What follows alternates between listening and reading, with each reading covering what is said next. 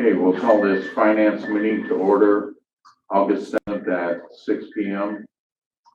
We got a pretty good long list here and about an hour to get through it. So with that, I'll turn it over to Taylor. You want to get us started? Yeah, thanks, Greg. Good evening, Finance Committee, residents, and folks in attendance. Let's see if we can't beat this whole list through before your guys' next meeting. So I'll start with the first one. Hopefully you guys are able to review some of the attachments sent last week regarding several of these things. Here is a conflicting section in the staffing ordinance passed in May. It's got some interesting language in it about contracts for chiefs. We don't have contracts for our chiefs, which both of them can attest to. And well, it's just not clear and no guidance has been given. So I wanted to toss that back in your guys' court. I know I've mentioned it to a few of you before and wondered if we couldn't get this resolved. Sure, it's just a wording change in the staffing ordinance. Is that all we're looking for here? Yeah, essentially, yes. So what should the change, what should it say? Well, they're employees, not contractors. That's the first. The second is you guys probably should specify a pay rate for an interim chief because the interim chief is also your acting manager, at least as of today. And you can't set a range for the person to decide for themselves, right? Which Devin has not suggested, of course, but that's what the ordinance says to do. And that doesn't seem like good process. So you guys should probably clear that up as well. Yeah, because it says here the interim month-to-month basis, 58,000. Is that correct? 58,000. It has a range, right? 58 to 70. Okay, there it is. So currently Devin's salary is the 75,000. That's right. Okay. So we need to change it to 7. Right, because when this was passed, no decision was made by any superior. Council left a range. There was email discussion at the time back in May and April where the range was not going to be helpful for council, for administration, for anyone really, but it was left in there anyway. You guys actually defeated this language on its own, and then this was in an ordinance after that, meant to change something else. So council's intention seems to be this was not their intention. I don't know if that context helps. May I ask a question? Yeah. Are you saying that you want to cut his salary? No, I don't have any intentions with his salary either way. This portion of the ordinance was written to cut his salary. It was said to me and to you folks in this committee. But what about the charter? The charter is very specific about once they have that 6 months in, they got the job. I don't know how that impacts this. Well, it would be a lot for him. I'm just concerned about him. That's all I'm concerned. I don't want him to be, okay, he's been doing this job, on and off since January. He's been taking, the responsibility for it. Yeah. And I would think up to this point in time, 6 months is way past. It is. I don't know what part of the charter you're talking about, to be honest. I don't know about a 6-month period for the chief, except for in the civil service section of the ORC. But this is actually, I'm throwing this back at you guys because I promised Devin long ago to ask you guys to fix it because it's actually most unfair to an interim chief, which is Devin right now. So correct me if I'm wrong, maybe I misunderstand. So this would be basically taking the staffing ordinance and making it match what he's actually being paid right now. Is that correct? Yes, and I would think you guys would not want to contract chief, somebody who you would 1099. Right. I don't even think it's legal, but So it wouldn't change his pay, it would just make the paperwork match. That's right. It's as simple as, or as complicated as my simple brain can handle. Yeah. Any other questions on that issue? Okay. Next. So the next thing is the Washington Street project is inching closer, which means a lot of things. One of them is you folks have to appropriate funds so that we can start writing checks out of it to keep that project rolling.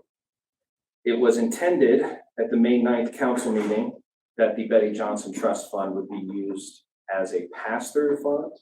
That was kind of like our plan B, but plan A was not workable. And there's not a good plan C. So to do so, you guys will just have to make an appropriation. And the engineering for that project will begin at that point. So we use Betty Johnson money to pay for the engineering, then it gets reimbursed then from the project. That's right.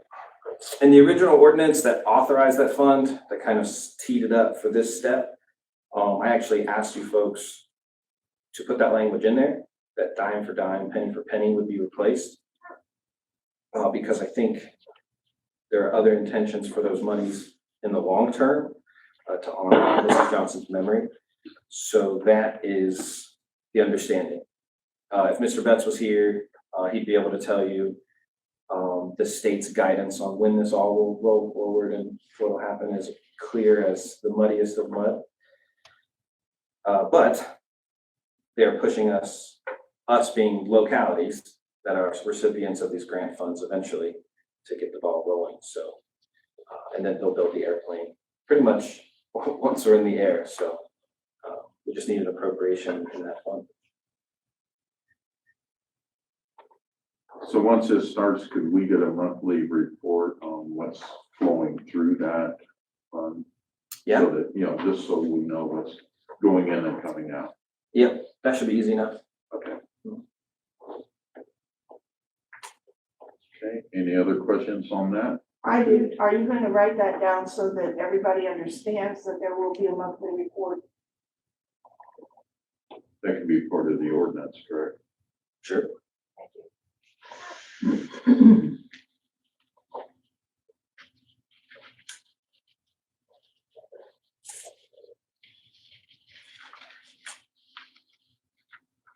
Okay, next item. I'm going to bunch the three together if you guys have the bullet points with you. The fire department could use several appropriations. There is 2 grants. The numbers are here. They're $1,000. One is $8,336.41. That's actually several monies together, but they need appropriated to increase the fire department's operating line. And then a $5,384 grant received already, and replenishing the line items that Chief Barber has used.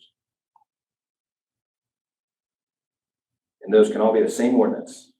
Okay. The last appropriation ordinance before you folks, I think in May, they were all separated, and that's not necessary. That just takes more of your time.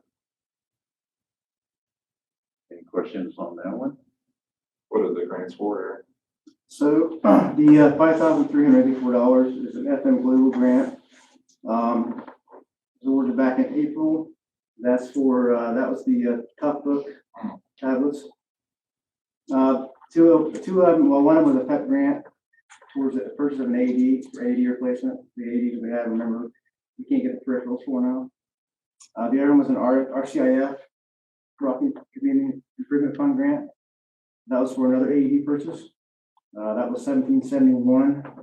And then fire recovery was $348, $520, $348, and $6,321.23.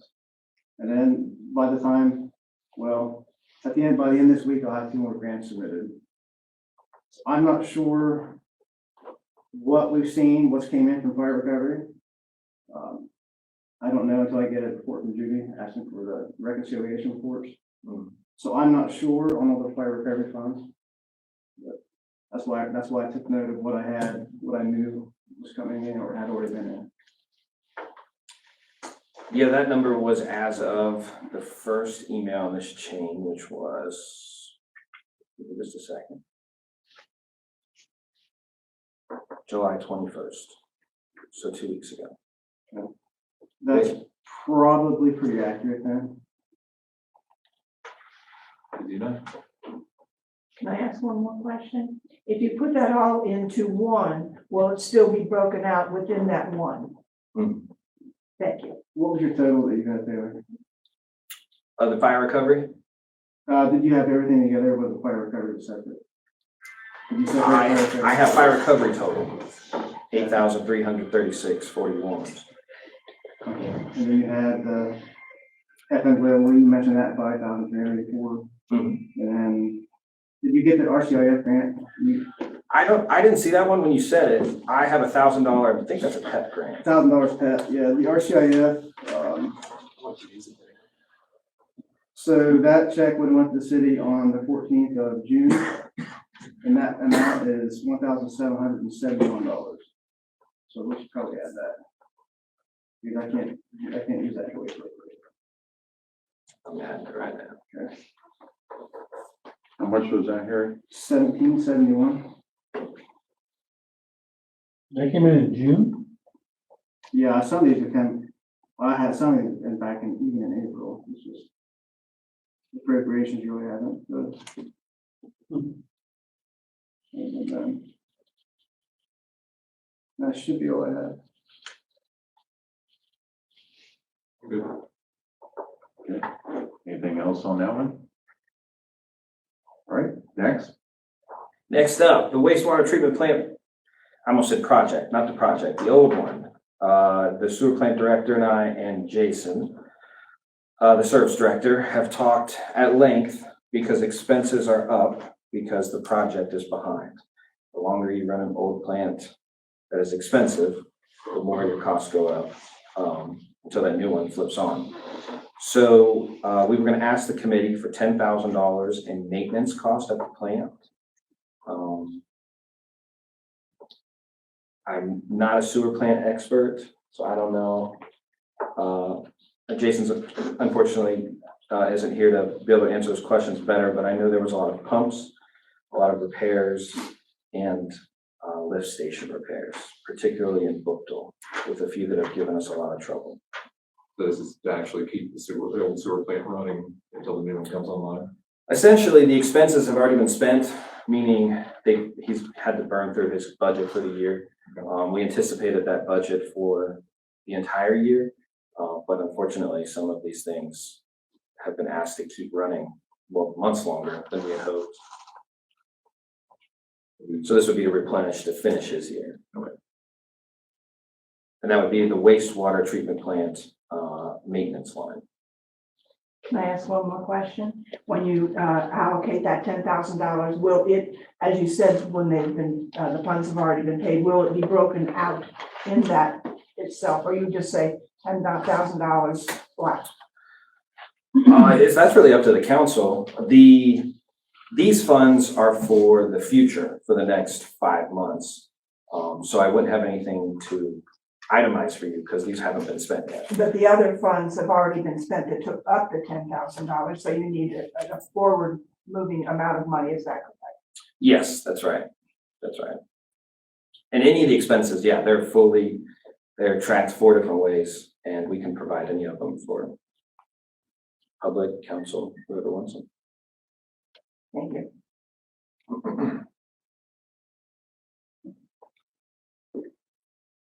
Any other questions? Okay, next item. Let's see here. This bullet point, sorry, this one's just longer. This has to do, so we're going to hit all the departments today. We've got fire, we've got wastewater treatment plant, police is up. We have several invoices which were attached, most paid already. that came in either late due to the installation going wrong or issues with the equipment, technology, and a number of things. However, these processes began last year. So these were actually processes that began with 2022's budget. We had this issue back in April and May, if you guys remember. And we had a couple more come up. So I was coming to the council to ask for an estimated appropriation for uniforms, vehicle maintenance, and operating for the police department, which I'm sure Devin can answer. Any questions specific to those items for $10,000 across the board? Well, popped up. Well, last year and the year before, we got some body armor, which totaled $5,000, which ended up having to get paid out of this year's budget. Over $4,000 in uniforms from last year didn't get paid until this year, out of this year's budget. Other miscellaneous costs, probably about $2,000 worth of radar services, radar calibrations, installations. Classes guys went to last year also ended up not getting paid and having to get paid out of this year's budget. That was probably about $2,000 around about as well. Just other miscellaneous invoices, $200-300 here, $500 there.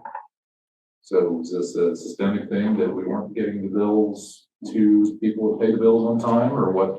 How come we have all these bills that are showing up all of a sudden? It seems to be that they were coming in when they were supposed to and we cast to the side. So you found, I'm sorry. I don't really find them, but they've just been coming in through the mail. You know, you go to buy somewhere else and they tell you you have an outstanding invoice. They don't really want to work with you until you pay the money that you already owe.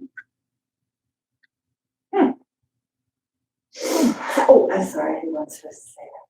Sorry. We've been pretty good. So that brings up the question of process. So when the bills come in, do they go to department heads, or do they come to the auditor's office, or do they go to the city manager's office? Where do they go? Very good question. So we instruct the vendors to send them to us first, and then we like to send them electronically via email. Who's the us? You or, he gave you three choices. Are you the us? I'm the us, yeah. Okay, thank you. Yeah, the auditor. Thank you. So that way there is a paper trail, when that, actually electronic trail, you might say, when that bill's been sent. When we switched the purchasing process last year, that was not exactly the case forever, because the vendors before often sent them pretty much to whoever their last contact was. I've gotten invoices written out. They don't say invoice on the envelope, but they might say Chris Johnson or Chuck Bargy or Mark Hall Sr., Gary Dickerson. So it's been a long process of cleaning up what used to be a free-for-all in invoices, and by reaching out to each vendor, mailing vendors, emailing vendors, hey, send them all right here so that we can track them. I would advise them that they don't send them to a specified place and they're not going to get paid. I've had to tell more than one vendor that. We've had vendors before, we've sent this 3 times. Did you send it to the auditor's office? Sometimes you have to ask, did you even send it to City Hall? Maybe they sent it to the sewer plant direct, or something like that. I'm not blaming the sewer plant, I'm just coming up with an example. Sure. And, you know, oh, well, I don't know, I just have the amount on here. Well, I'm gonna need you to email it to me now. For example, I've had to tell more than one vendor, you can't pay what wasn't sent. And we tell every vendor we talk to, if you took an order without a purchase order, that was your mistake. Our process is you must require a purchase order first. The state law requires that. The city law requires that. Has everyone always followed that process? No.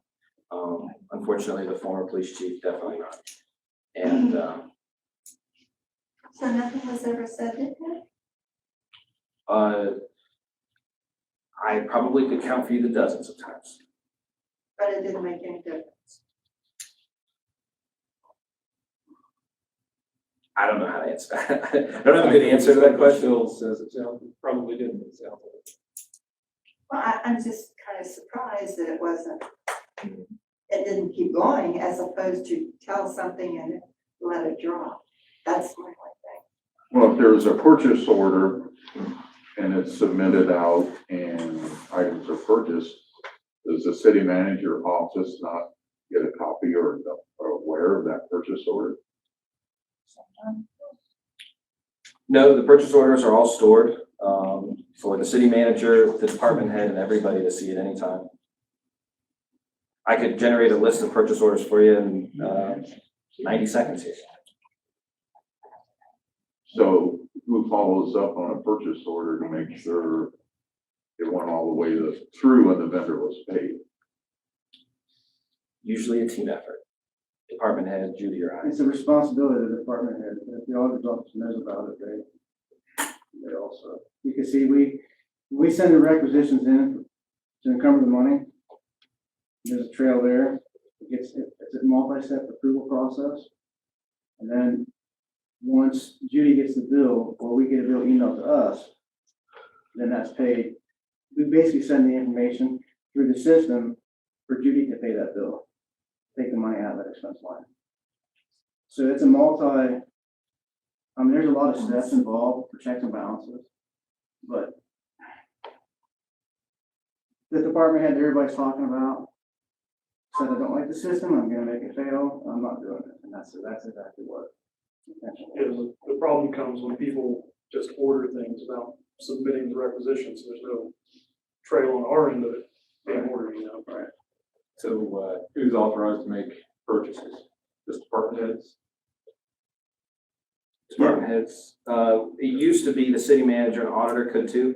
Since I've been here, I've removed us from that process as much as possible because the purchasing approval agents should not be the purchaser. Yep. So I've asked departments if the city manager's office and I to assign purchasing folks.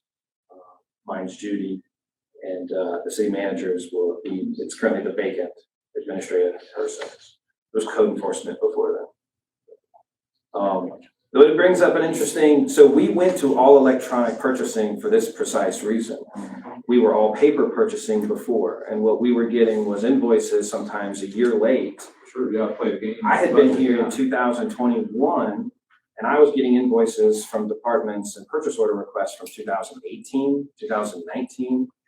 And I guess what I'm trying to say is that we've told vendors before, the city is not committed to those funds. If you did not ask for a purchase order and a purchase order wasn't sought, I don't have to pay it. But to maintain the faith and credit of I almost said the United States, but the city of Nelsonville and its business relationships, we often found ourselves chasing down these trails to maintain some sort of order. I find an electronic system keeps track of these processes precisely.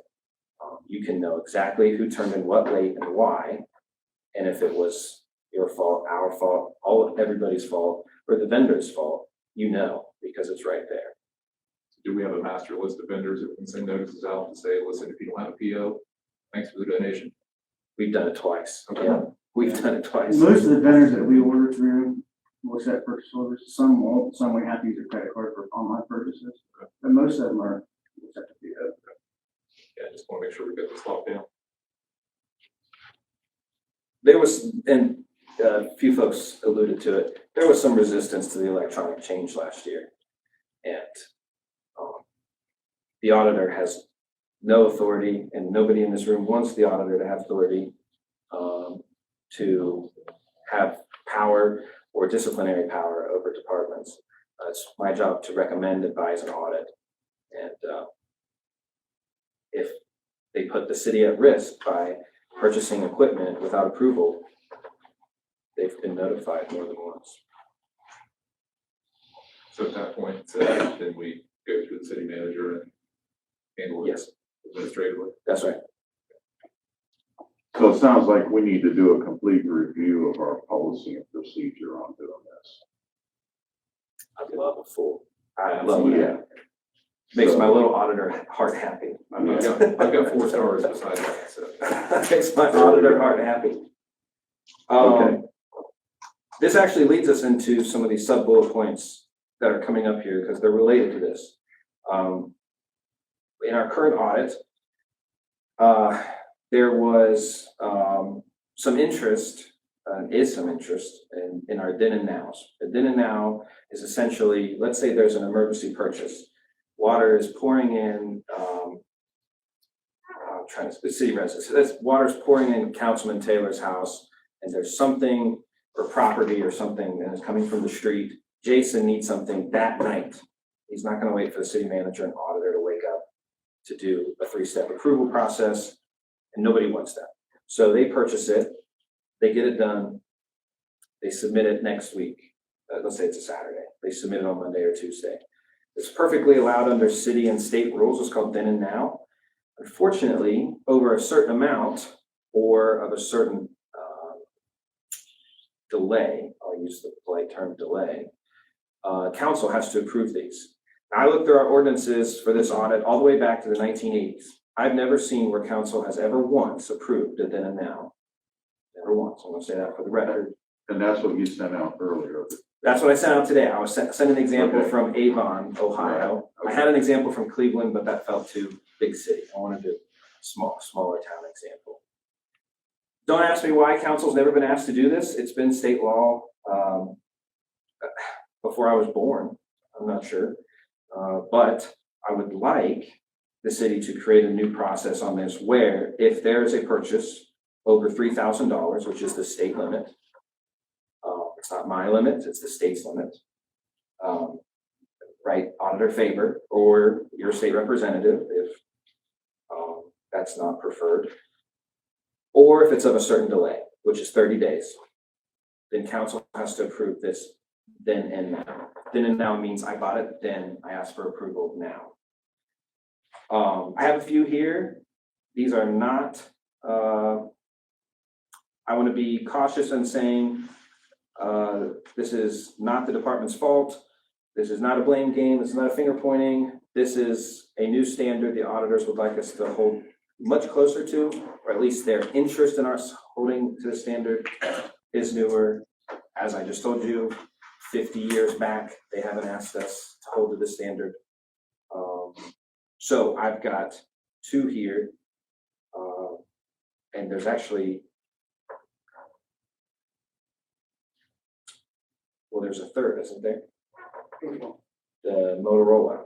Am I missing that? Oh, no, it's here. I see Motorola invoice, which was attached to your email.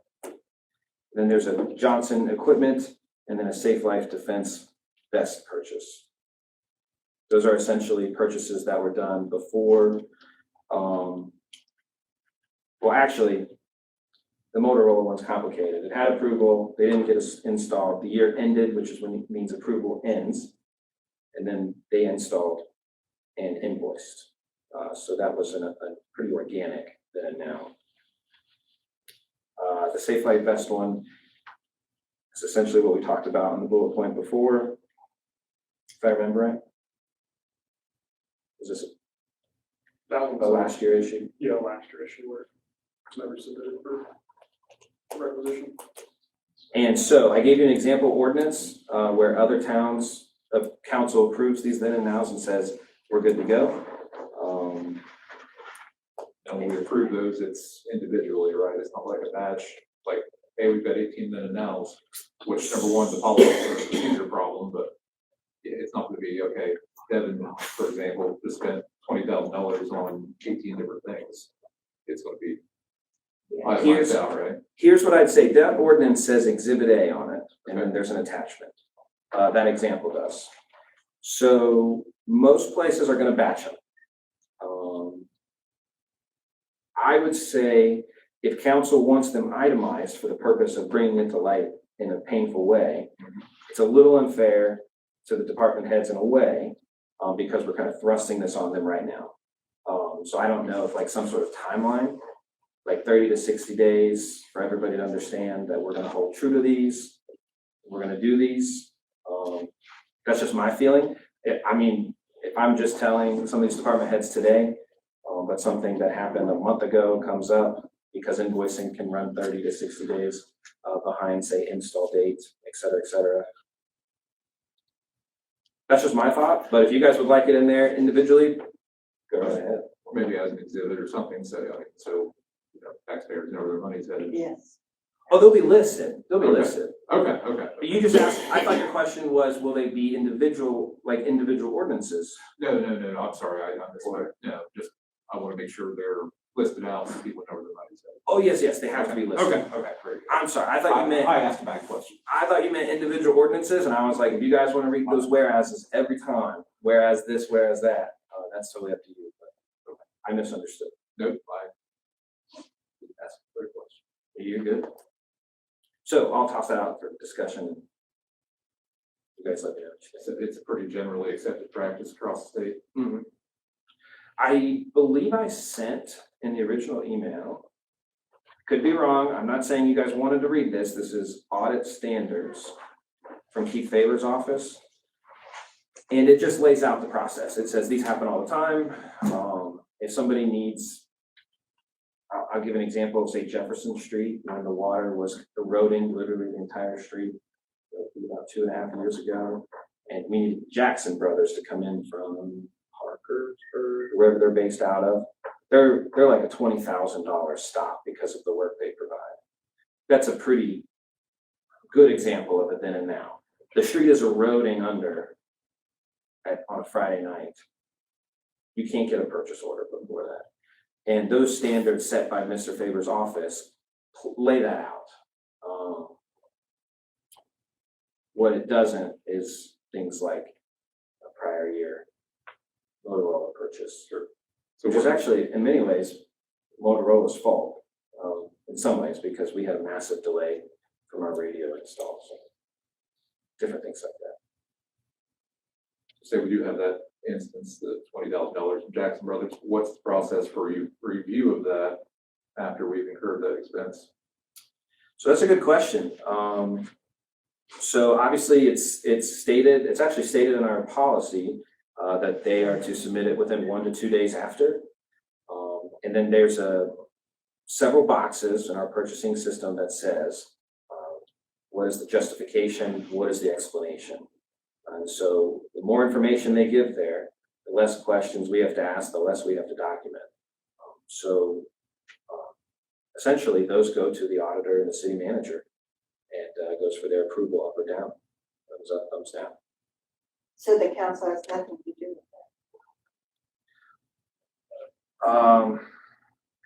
Well, if we hold true to these standards, these then and nows, council would have to approve the physical check.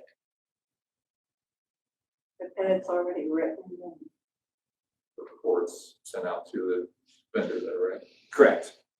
Before it's written. So they go out to the emergency work and they won't send the check until we could say so. Sounds like, is that characterize that right? That's what the standards lay out. Most cities have it in their code, a specific version to their city. We have nothing. If you search American Legal Publishing for then and now, nothing. So these are all state standards.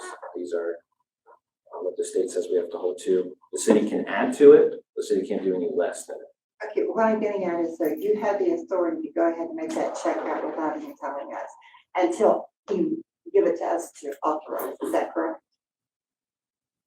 No, I don't think so. I don't think that is correct. I can explain it to me. So what I'm saying is that over $3,000, Mhm.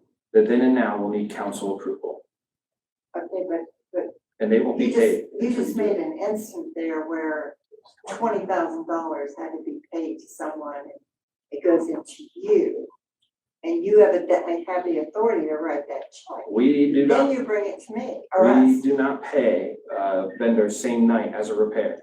So that when that 20,000 hits, that's incurring through an invoice, and the invoice will be sent to the city.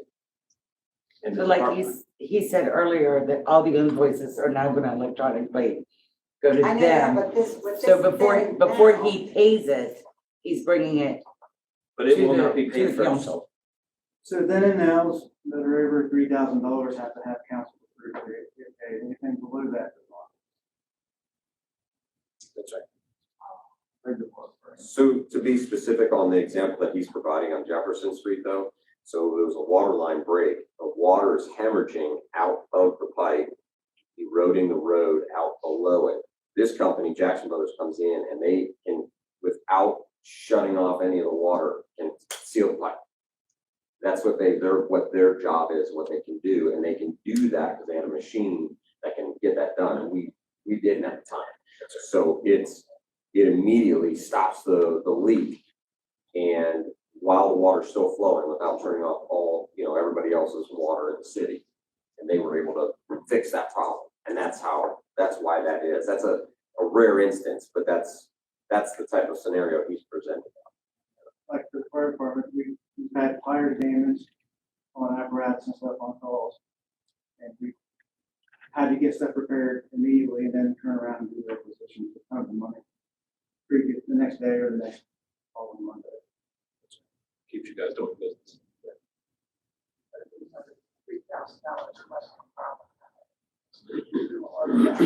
Right. Yeah, and what Taylor says, it's true. Council's never done that. That's right. And just to clarify, the city manager is the purchasing approval agent for all department heads. The auditor has a very specific explanation in the charter what I'm approving when I do it. It's all middle and back end, but the actual authority to say, yes, you can go get this comes from the city manager's office. So let's say this one that we were just talking about with Jefferson Street just happened. Okay, let's just say it just happened Friday night. So they come in, they get it fixed, and I'm assuming Jason, whoever the head of street or whatever, water, whatever department. Now he's going to submit this then and now sheet. And these Jackson Brothers are going to be invoicing us. Mm-hmm. So at that point in time is when you would bring it to council. That's exactly right. So basically, if Does that- if the request does not match the date of the invoice, that's when it then now is generated. What everybody needs to realize, and I don't think Taylor hit on it yet, is we cannot submit a requisition as department head if the money's not in the expense line. If the money's not in the expense line, we can't submit it. So there's more checks and balances than what people realize. We can't even submit that unless the money is there. Well, you're not supposed to, that's the way it's supposed to work.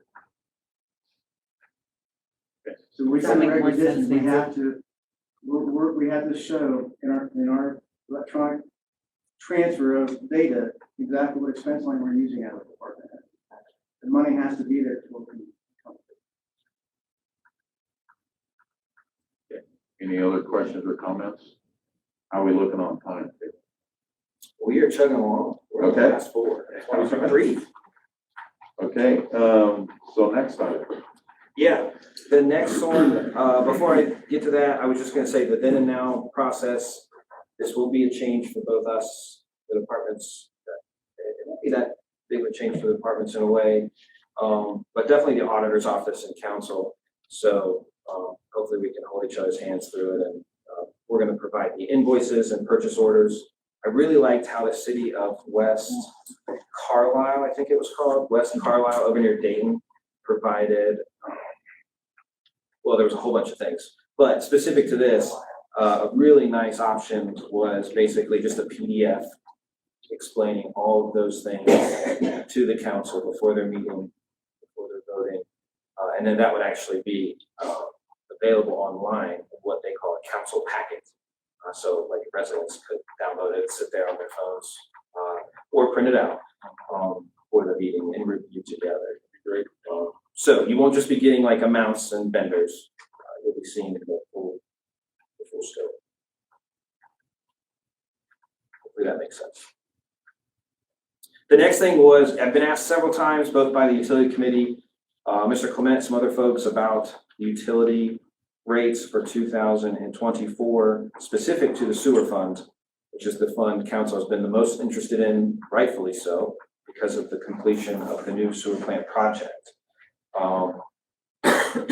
The projections provided by RCAP, which I believe I included in the email, if not, I can send it, project a 5% increase.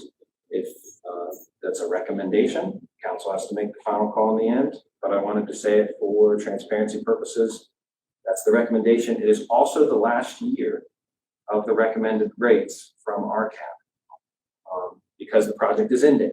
So they have offered to do a free rate review of both water and sewer to provide a framework for council to work with going forward, and also so that residents could easily see what every dollar rate increase goes towards. And then they have a grant to provide those services. So one of their administrators was on long-term leave, so they're back just recently. And I just wanted to notify you, I was going to ask them to at least start the process. There, of course, will be a new city manager, and if they're really opposed, they can stop it. And if not, they'll have a great new tool, and so will you guys.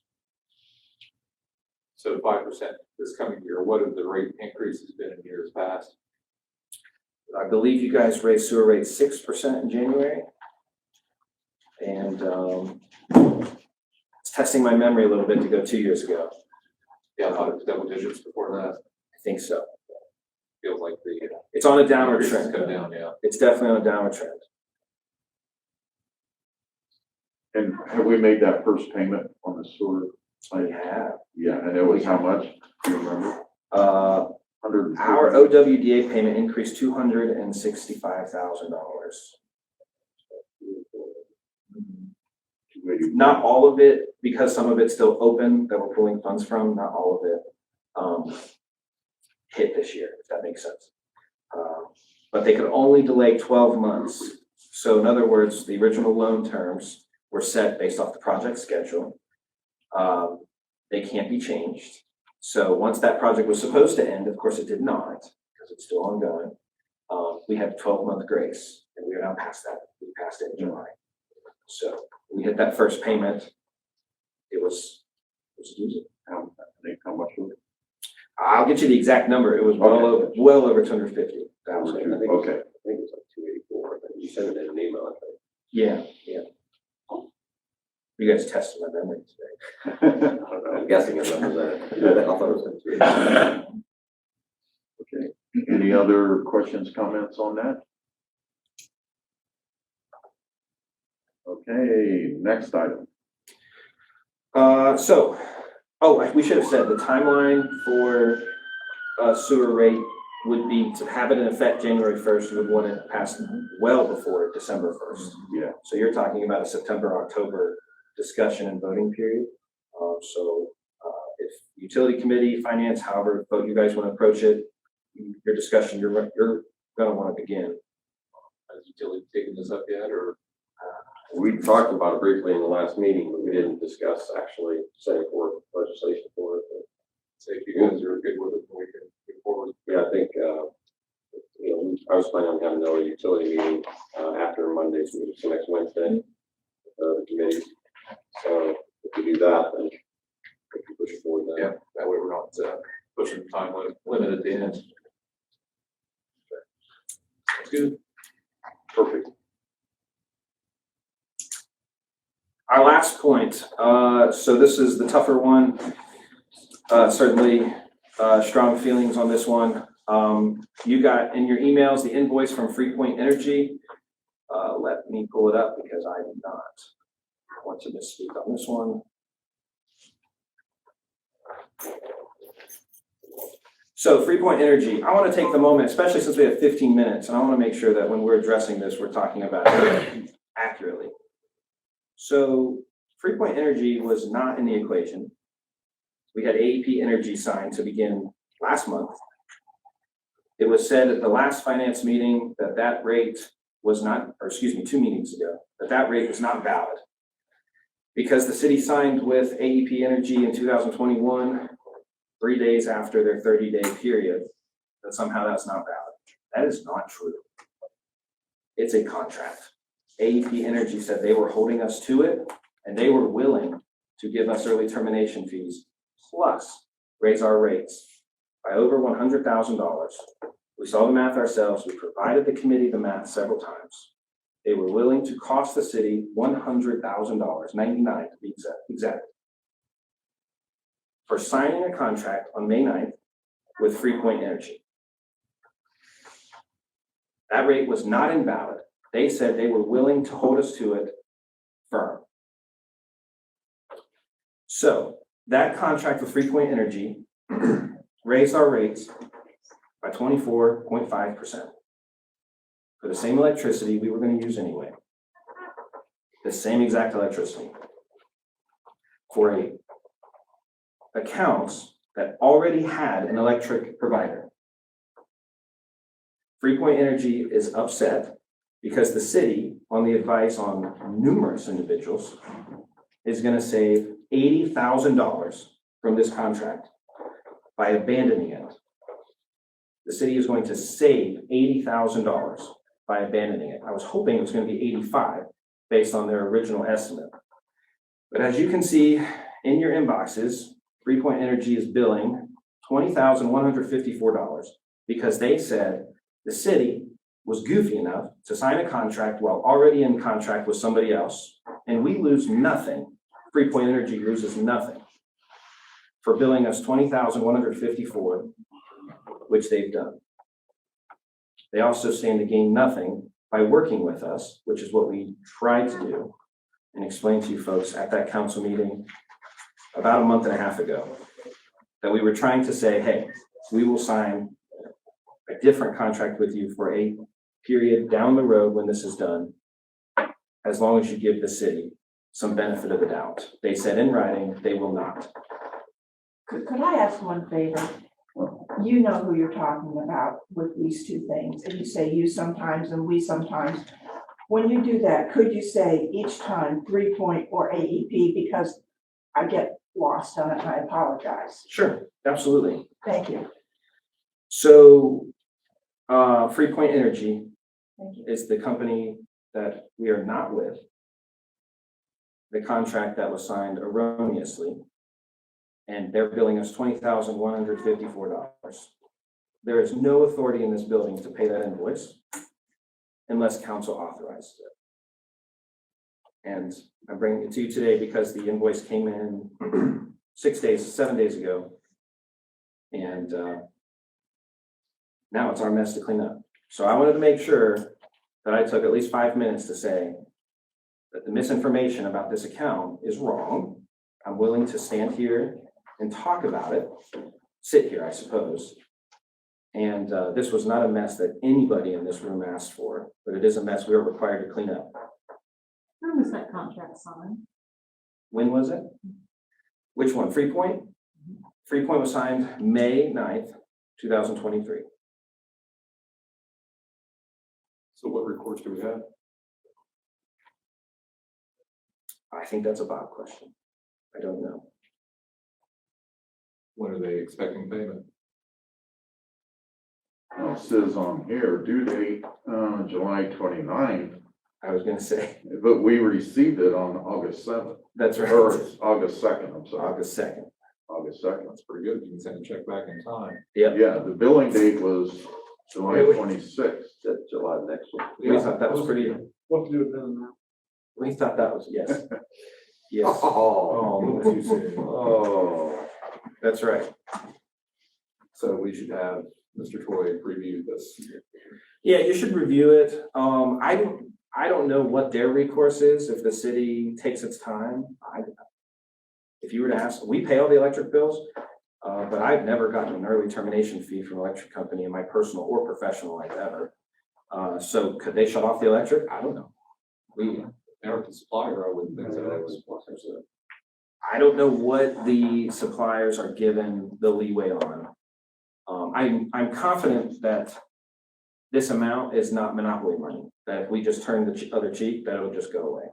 I'm sure there's enforcement mechanisms. Oh, I'm sure there is, but. But we should be able to go through our process, I would imagine. Correct. And it wouldn't be a problem. with that being said, are they charging interest? It's not clear to me that they are. It doesn't say I so. don't know if that'd be able for them to do that. I'm not sure.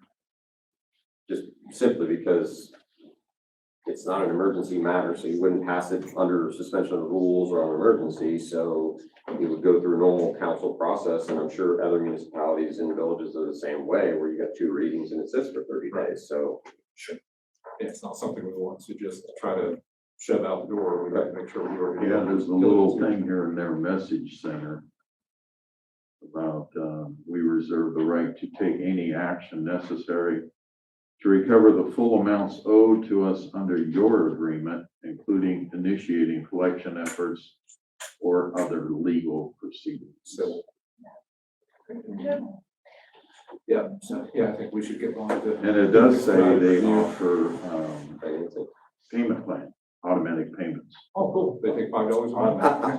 For the next 20 years. So now you're talking about 3 Point Energy, is that correct? And AEP's out of it right now. AEP is the one providing us electricity now.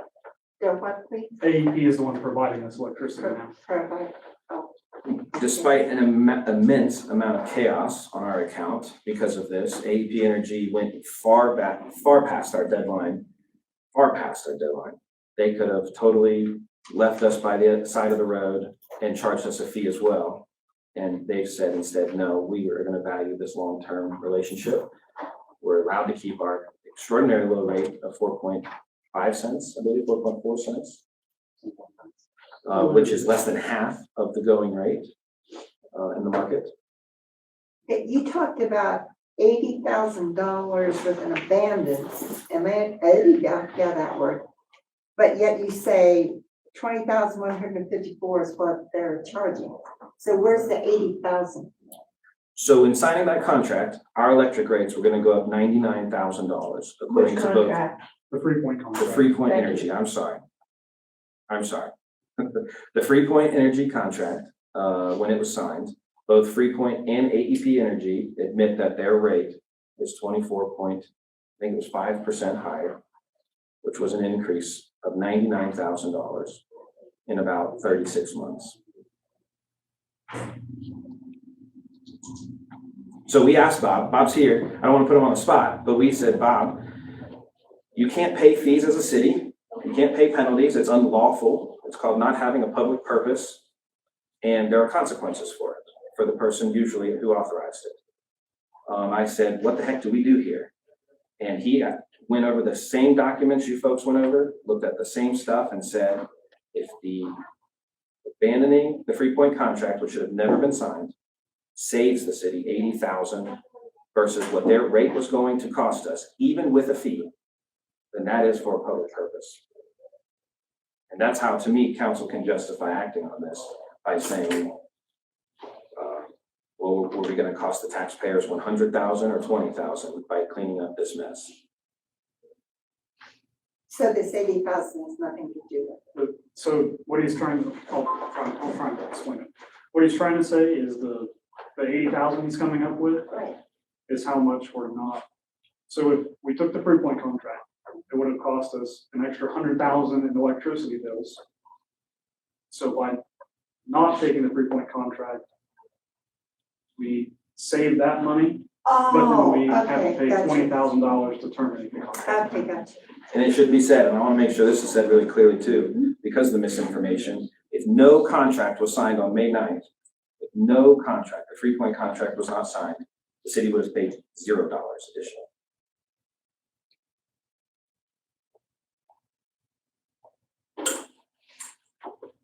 But there was a contract, and that's what you're getting at. That's right. Okay. So do we have recourse to try to recover this money? You can. If there's it would help if there's an auditor's finding, so let's wait for that. Which will be 2 years from now, Next year. 2 years. What we got?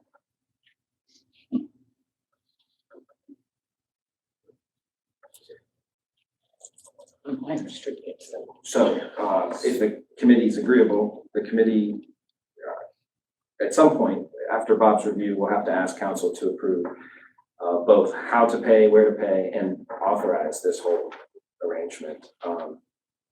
Because like I said,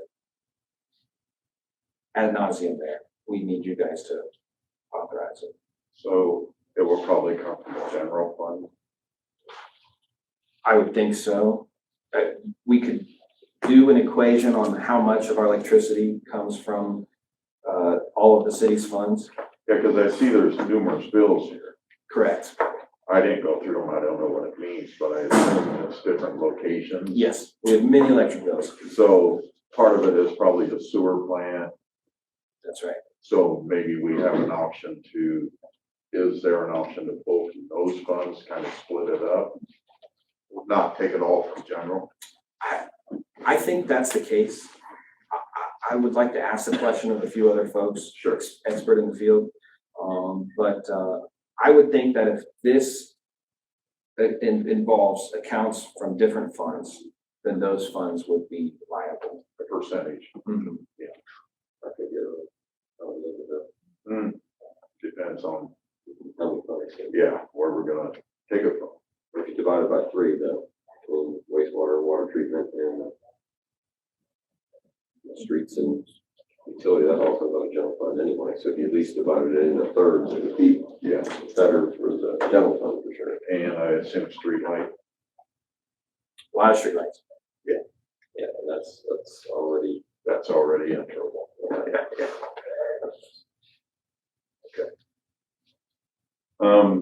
Any other questions or comments on that? Can I ask one more? Sure. The information has been very valuable, and when this comes up again, I'm gonna say, I'm assuming that it will be this committee that reviews it before you submit it to the entire council, because it isn't easy understanding it. And if you all don't understand it, then the rest of council's not gonna understand it. Well, I think we're going to move it on to the full council by ordinance, with an ordinance. Correct, but I thought they were reviewing some other things that might come into play, like where the money was coming from first. True. I just. That out. Anyone else? Good.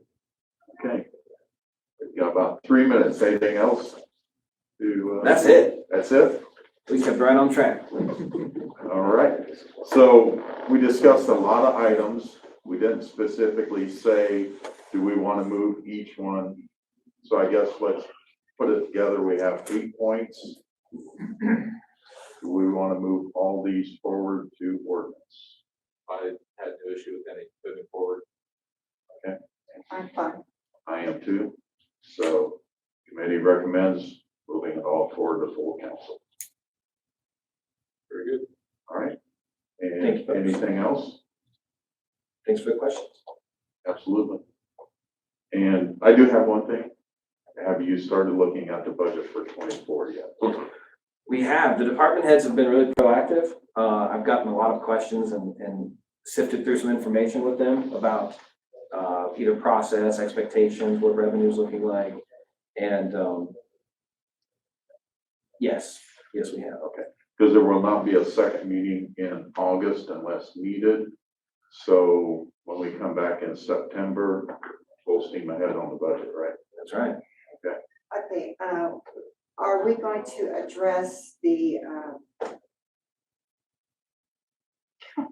sorry, the possible transition on the 911? Not in this, not at this time. I don't think we've even heard the proposal from 911. No, they haven't given us an actual proposal. Okay. So probably not tonight. Probably start with police and fire anyway, wouldn't it? Yeah, it would start there. Okay, if that's it, we will adjourn at 6:58.